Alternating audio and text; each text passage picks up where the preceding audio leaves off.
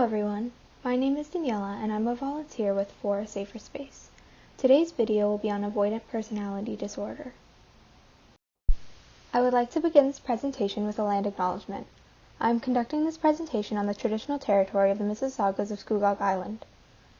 While it is important to acknowledge which land I'm on, it is equally as important to understand why we engage in a land acknowledgement. First, acknowledging the land is an act of decolonization. Decolonization is an act that aims to reverse colonialism. It is also significant in understanding history and acknowledging history, as well as showing respect for indigenous peoples and their relationship to the land.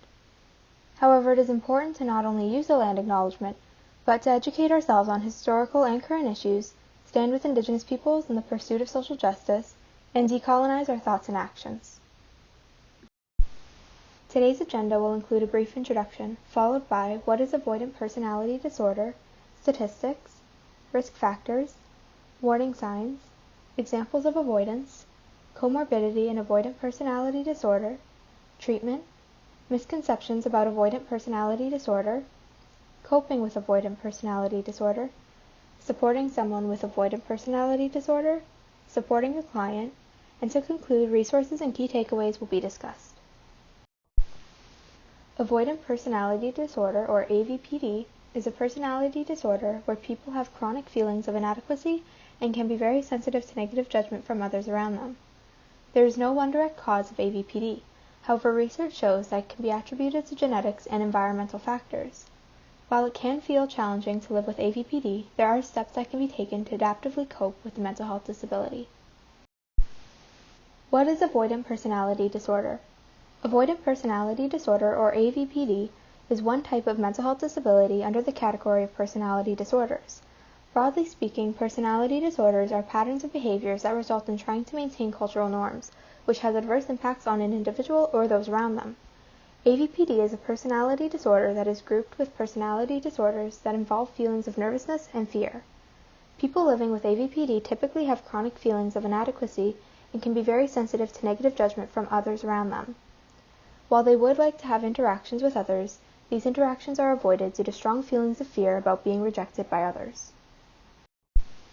Now we'll go over some statistics to see how many people are impacted by AVPD. There is minimal research into this particular personality disorder. In fact, from studies that have been done, there have been different rates of prevalence. Some consistencies were that about 1.5 to 2.5% of the population in the United States are living with AVPD. However, many other studies claim that this could also be anywhere from 0.8% to 9.3%. As well, a portion of studies discovered that AVPD impacted more women than men. Risk factors. AVPD is not related to any particular cause, as there are numerous experiences and risk factors that can increase the probability of development. Environmental factors are argued to play the largest role in the development of AVPD, particularly environments during childhood. Some risk factors for the mental health disability include pre-existing mental health conditions such as anxiety or depression, family history of mental health disabilities like depression, anxiety, or personality disorders, experiences of trauma, abuse, or neglect in childhood, trauma during childhood that derives from experiences such as extreme events of ridicule or rejection, and genetics trauma or physical illness that alter appearance beyond societal norms. Warning signs. For individuals living with AVPD, the stress that comes from fear of rejection can be so impactful that they choose to isolate themselves from others. Patterns of behavior for those living with this mental health disability exist on a spectrum from mild to extreme. Beyond fear of rejection, some warning signs for AVPD includes overly sensitive to criticism or disapproval, minimal friends and less likely to form new relationships with others unless there is a guarantee of being liked, strong feelings of anxiety and fear in social environments and relationships, which can result in avoidance of activities or even jobs that require interaction.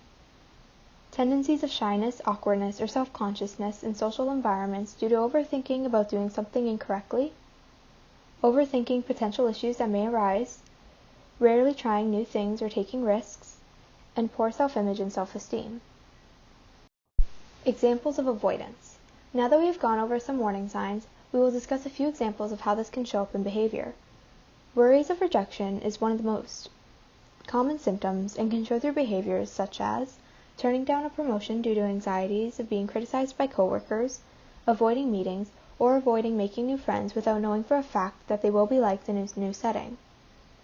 Strong sensitivity to criticism is also common and can be shown through being aware of for any signs of an adverse reaction to them, which can create severe anxiety. This next section will discuss comorbidity and avoidant personality disorder. However, I think it's important to have a foundation of knowledge on what comorbidity is. Comorbidity can be defined as the prevalence of two or more illnesses in the same individual, either co-occurring or one after the other.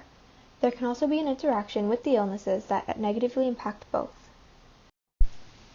Now that we have a better understanding of what comorbidity is, we can look at what different mental health disabilities are comorbid with AVPD. The most commonly diagnosed mental health disabilities with AVPD are depression, bipolar, and anxiety disorders. In fact, AVPD can be complicated by other conditions like depression and substance use disorder. Similarly, those living with AVPD can also have high levels of comorbidity with other personality disorders. Most often, these personality disorders include dependent personality disorder, borderline personality disorder, paranoid personality disorder, schizoid personality disorder, and schizotypal personality disorder. Research has also seen comorbidity with mental health disabilities including post-traumatic stress disorder and dysthymic disorder, which is persistent low-level depression. Treatment. Treatment options for personality disorders typically include psychotherapy and medication. Psychotherapy is the main treatment offered for AVPD. Psychotherapy works to alter someone's thinking and behaviors. It can also assist in overcoming fears, altering thought processes and behaviors, and teach coping mechanisms for social situations that cause anxiety. Another option is medication, often used as antidepressants or anti-anxiety medications that can help manage the anxiety people living with AVPD experience. However, with some medications it is important to note that they may take weeks or months to begin working, and they also tend to work best when in combination with psychotherapy. Next, we will go over misconceptions about avoidant personality disorder. It is important to deconstruct misconceptions as they spread misinformation, stigma, and stereotypes that can harm those living with a mental health disability. The first misconception is people living with avoidant personality disorder are just shy. AVPD is a mental health disability that goes beyond shyness. Shyness can be a common experience in social situations. However, those who are shy also manage their shyness in a healthy way, and it does not impact their social lives greatly. However, with AVPD, these feelings become overwhelming, leading to avoidance, greatly and negatively impacting their day-to-day lives. Next is, avoidant personality disorder is the exact same as introversion. AVPD and introversion are completely different. Introversion is a personality trait, and a common misconception about introverts is that they do not like to socialize, when in fact they do. They just need time on their own to recharge. Although AVPD leaves people finding it almost impossible to be a part of social interactions. This is not due to needing to be recharged, but due to anxieties around criticism. People living with AVPD dislike others. This is incorrect. Those living with AVPD often want close relationships.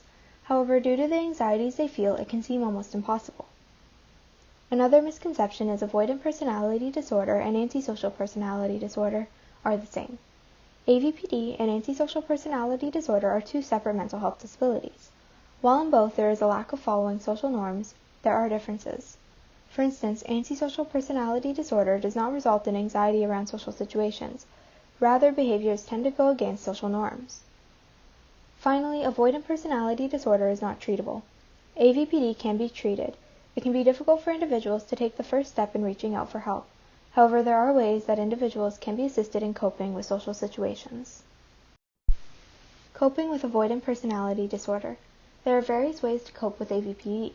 Some methods may be more helpful than others, and individuals may find that there are ways to cope that are not included on this list.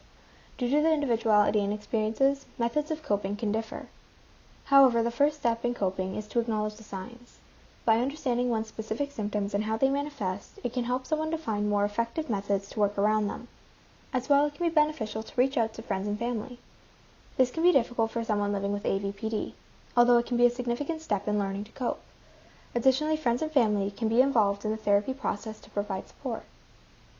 Finally, important is self-care. This includes finding healthy and adaptive coping skills that will not result in negative coping methods that harm during tough times. As well, self-care can include looking after physical health, such as exercising, eating well, hydrating, and paying attention to sleep schedules. Supporting someone with avoidant personality disorder. While someone living with AVPD will be learning to cope and manage the mental health disability on their own, there are ways to support them on this journey. Some ways to support can include validation. This can be key in supporting someone as it acknowledges that their experiences and feelings are real and valid. As well, it can help to ensure safe spaces to talk openly and honestly without fear of rejection or judgment. Be mindful about social situations. Social environments can cause great anxiety for people living with AVPD. It is important to ensure that they are not pushed into very uncomfortable situations and instead encourage them when they do take steps at their pace. Celebrate small successes. What may seem like a small success to someone with AVPD, it can be a large accomplishment, and it can be important to acknowledge the step that was taken. Equally important is to acknowledge when social interactions do not go as well, but doing so through an empathetic lens and providing positive feedback for efforts. However, most important is self-care. Establishing boundaries and taking steps to look after one's own mental well-being is significant. Supporting a client. There are some key ways that practitioners can support clients living with AVPD. First, being mindful of language used. As discussed, shyness and AVPD are different. People acknowledge that shyness is a personality trait.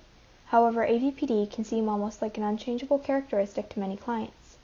Therefore, language can be used to imply and later help reshape mindsets that things can change. An example is saying statements such as, "What's the worst thing about having been so shy and scared of rejection?" This use of past tense shows that there doesn't have to be this persistent anxiety. Continual use of this language can help to reshape how a client views the problem. Figure out what unmet needs the client has. It can be important, similarly to any client, to figure out where certain emotional needs are not being met. Knowing this can help to discover ways that these needs can be met and providing appropriate resources to do so. As well, discuss where there were exceptions. Specifically ask clients if there were times that they did not worry about what someone was thinking about them and they were able to be relaxed and connected. Discuss the past. This can help in uncovering potentially where these anxieties started, such as negative childhood experiences, and then work to deconstruct and reconstruct them. Now we'll go over resources. The most important thing to take away from this video is that there are supports and help available. For an immediate mental health crisis, reach out to a crisis line for support. For non-immediate mental health support, a useful resource is For a Safer Space. For a Safer Space is a nonprofit that offers accessible and inclusive mental health care. Visit the website for more information if you would like to reach out for support. We will conclude with some key takeaways. Avoidant personality disorder is a personality disorder where people have chronic feelings of inadequacy and can be very sensitive to negative judgment from others around them. There can be various risk factors that can increase the probability of developing AVPD. However, most research attributes the condition to environmental and genetic factors. As well, there are various warning signs for the condition, especially through the stress that comes from fear of rejection, which results in isolating oneself from social interactions. AVPD can be comorbid with a wide variety of mental health disabilities, with the most common being anxiety and depression. There are options for treatment including medication and psychotherapy. Additionally, there are several misconceptions about AVPD which need to be deconstructed as they perpetuate misinformation, stereotypes, and stigma. There are steps that can be taken to cope with AVPD, however individual methods may differ. Moreover, individuals can support those living with the condition in a few ways, but it is important to center self-care. Finally, there are several ways that practitioners can support clients living with AVPD. That concludes this presentation on avoidant personality disorder. Thank you for watching.